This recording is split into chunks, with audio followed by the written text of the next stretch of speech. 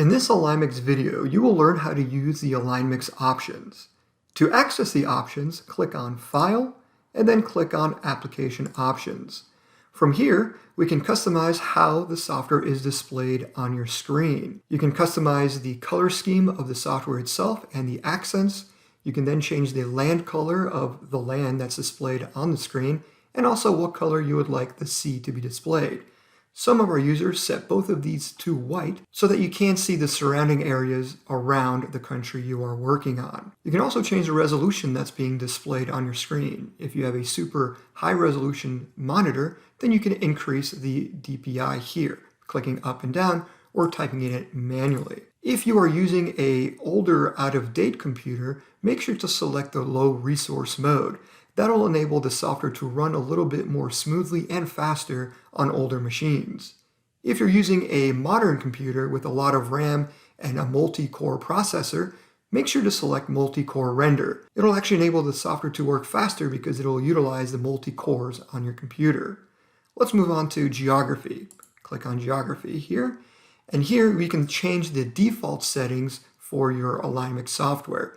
If you work primarily in the US, make sure to just leave it at US. But if you only work in, let's say, Canadian FSAs or Mexican municipalities, you would select that here and set it as default. So every time that you open AlignMix, it will default to the country you will be working on. But for now, let's just leave it as US. Let's now select the project options. This is where we can customize the terminology used for our 3 levels of hierarchy and also what we call sales accounts and our sales reps. We have a singular and plural version for all of these. So if you change one of them, make sure to change the plural also. By default, we have territories as our lowest level of assignment. So you have zip codes assigned to territories.